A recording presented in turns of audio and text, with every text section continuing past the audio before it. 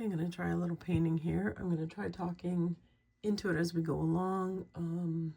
It may lose track and I'll come back to it and give more directions afterwards if we end up there. So I'm just doing a really light to start, just to set out some of my main shapes that are in my page here.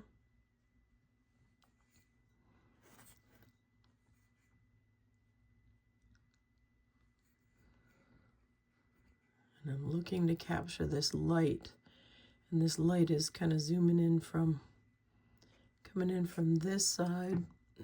And then kind of lands here.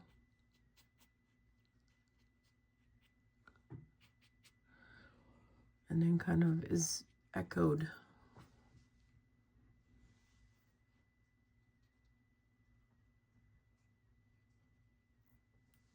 up here as well.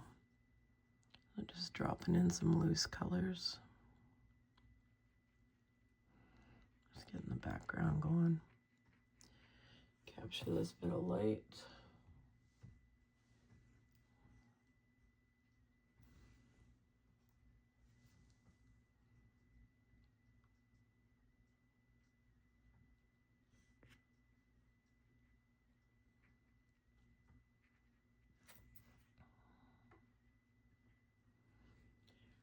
And then I've got a little bit on this tree that's going to show up here as well.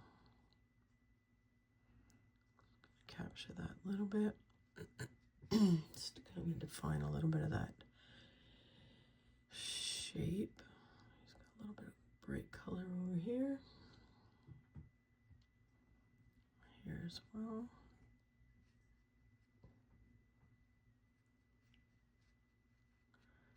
So one thing with watercolor is oftentimes it doesn't feel like it's much until it starts to come together. It can take quite a bit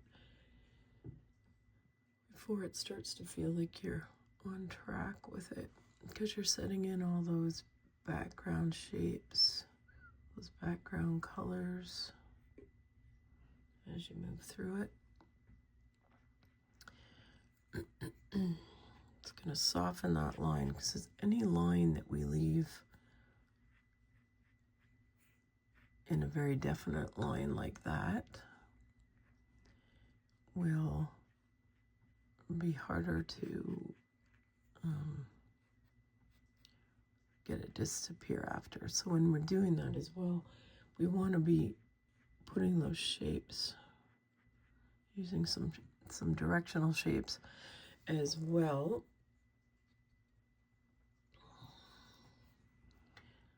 Just to give a little bit of feedback, visual feedback as to where we're headed.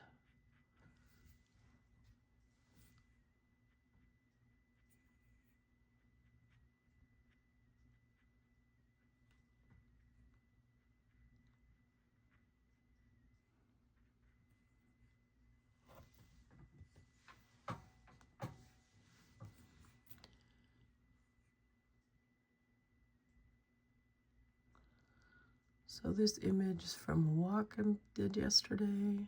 Gorgeous space I'd never been to before. Walked around the corner and saw these huge flowers, which the name of them isn't going to want to come to my brain right now while I'm focusing, but I will. It will come up when I stop trying.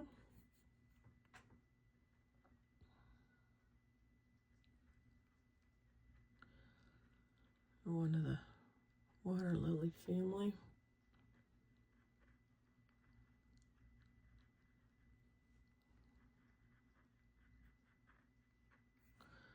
Just gonna put some big shapes in there, because I know I want those to go up.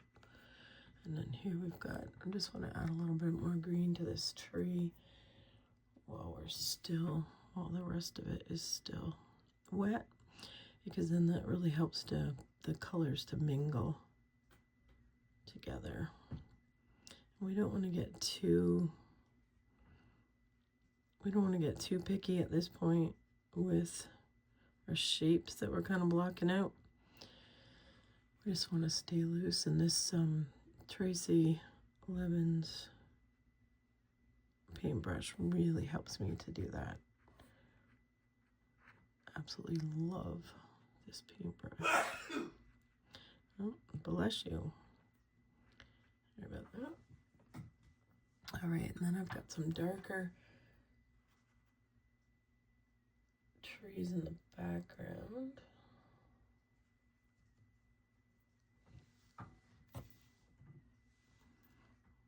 Just put some, again, just some rough shapes. The trees and everything on this property was absolutely gorgeous. Now I'm going to want to make sure I stay away from that little edge there. So just putting these shapes in very loose, but I'm going to stay away from that edge, because if I put it in there, it will bleed into there, and I don't want that to happen, because I want this one to stay in the background. So we'll come back to it a little bit after. This one here's got a little bit more bright color catching on this one too. So when we look at our compositions, we do want to look at how the eye travels through the painting. And sometimes we want to paint it how we see it. Sometimes we want it to look very different. So it's up to you what effect you're looking for.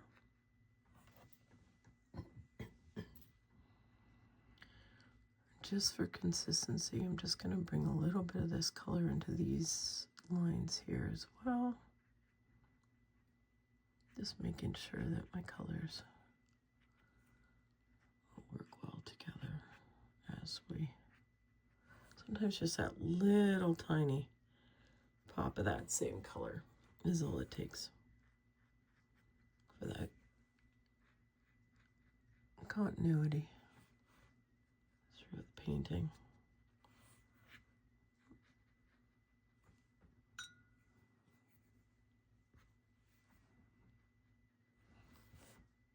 Using a different setup today.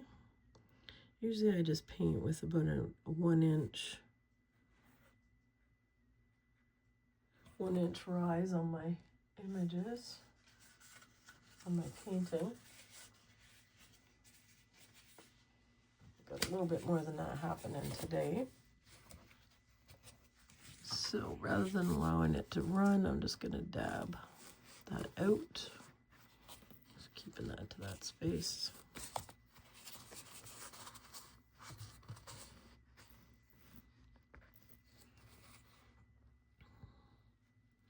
So my setup today is on a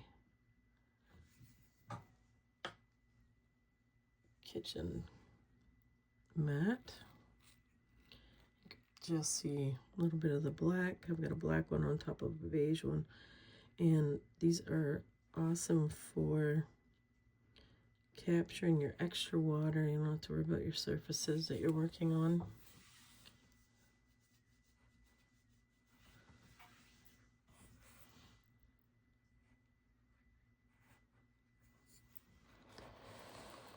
Stretch that out a bit. I know we might not be able to see it as well.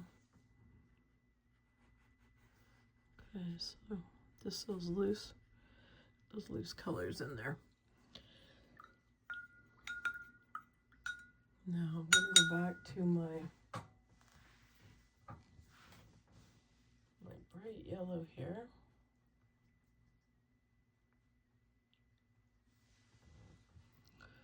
And I'm just going to put in I've got a line here. It's a bit dark, but that's okay.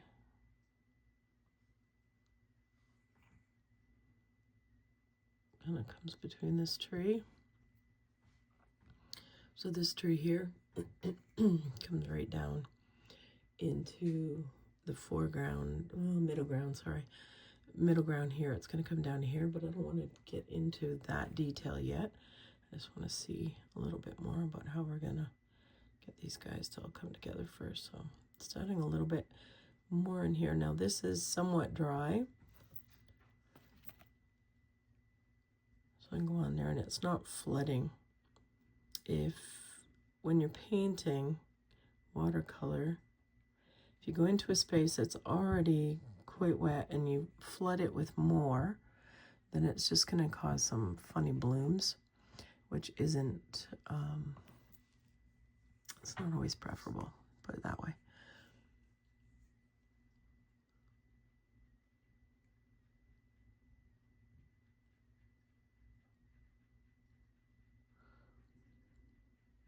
I like this brush. It's a maybe like a 10-12, I think, size-wise, and all handmade out of bamboo, so very recyclable. The bristles are reclaimed. It hairs from something that's already been, you know, had a life in the past, and then it's being reloved, which is awesome. We're not having to destroy any creatures for this per se. Right, so I'm just gonna break that line just a bit there so that when I come back to it, it's not gonna sit. See how that is almost staying where it wanted to? I wanna just make sure I don't leave any of those harsh lines, because they will be super hard to break up after. Now this, I want this to just have like a little lift. I'm just gonna bring in a little bit of my green gold here. I want it to have a little bit of lift here. Meaning I don't want this straight flat line, so I want to do this while it's still has some moisture in it, so I don't get those blooms like I talked about before. And if I was to come back here after to try to smooth out this line, you would see a very strong yellow line behind, and it would be really hard to break this up.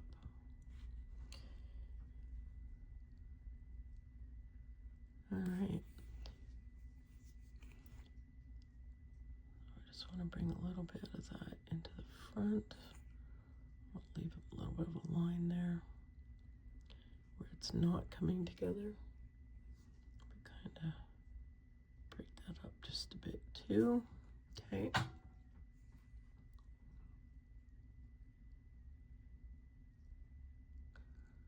Now this is going to go this way, so I don't need to get into the detail too much here, but I just want to give these hints while I have that color on my brush. A lot of green in this picture, a lot of green and yellow, but I will come back and break that up too as we move forward.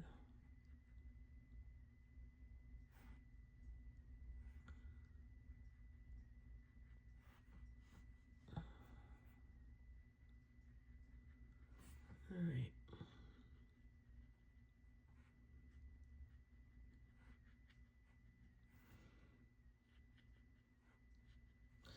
Okay.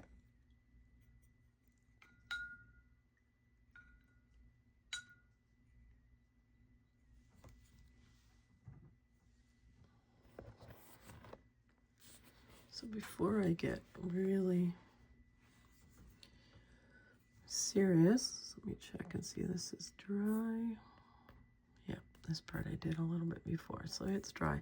So I'm just going to go in and drop in a little bit of blue. And when we look at a blue sky, I challenge you to really look at that sky. Look at those colors that are there. Are they just blue? Do they get brighter as they come to the top? Is there more depth of color as we get to the top. I don't have my practice paper here, so I don't know what color it's going to be, but I'm just going to go with it. So that's pretty rich there. Just going to water that down a bit. Don't want it quite that strong. And as long as you move that paint, add some water, move that paint around before it dries, you can actually thin that out quite a bit. And then if I wanted to as well, I can take my dabber and lift some of that out. Now, this sketchbook that I'm working in is not one of my favorites. It's not quite as high quality cotton as what I'm used to, but just doing a little doodle here, so I figured it'd be okay. But the paper does react differently. So if you're struggling, sometimes I do these, you know, just like a quick sketch. I'll do some in some different sketchbooks that aren't as high quality cotton. And just keeping in mind that when you do go to, like if you're wanting to repaint this and bring this into a cotton paper, which I'm hoping I will want to do when I'm done here, bring it into a cotton, higher quality cotton paper, you're gonna have some different effects. So just being aware of that. Now I could have done a really quick wash at the back with the blue before I started, but this works fine too. And I'm not super worried about these edges here because I'm gonna go back on with some of my darker colors and add some more texture and detail here. So these won't be a problem. Now, one thing I am noticing is, especially in this part, I don't have that differentiation of the blue. So what I'll do, and that's part of what I'm trying to show here today, are the layers. So I will go back in here after. Now I don't want to do it now, because if I do it now, I'm just going to pop in a little bit of sky here. Doesn't mean it'll be there at the end. I might paint over it, might get covered up with my greens, but that's okay. You get to decide how it all comes together. So what I was saying about the layers. So this blue looks fairly similar color all the way along. Got this stronger spot here, so I'm just gonna try to wipe some of that away. So pretty strong. So when I come back in for the next coat, next layer, then I'm gonna draw this color out here at this edge because I don't want it to look uniform. Very seldom is our sky uniform color blue. Oops. Now I'm doing something here I shouldn't have. This is still damp. I'm going back over again. I'm gonna leave that, just make that look kind of like maybe a cloud, a bit of cloud in the sky. Don't wanna get back into that. You make a mess. Don't want those blooms and stuff. I'm working fairly, the brush is fairly dry, so probably won't have too much blooms, but just wanted something to be aware of.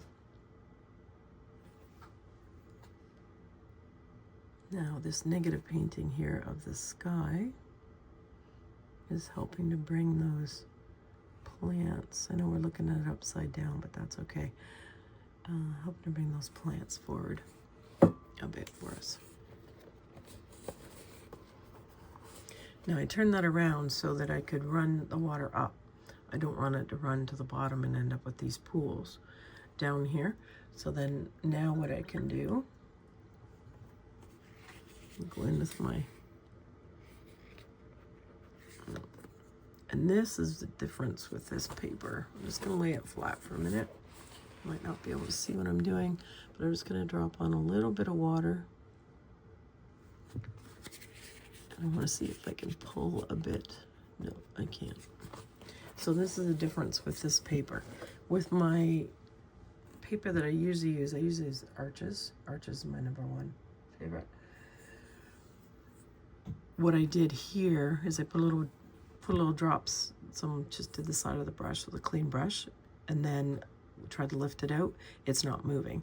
So that's one thing with a cheaper quality paper, you can't lift the colors back off quite the same as you might be able to if you have the Arches. I'm going to stop there. We're going to let that dry, and then I'm going to head back in with some further details.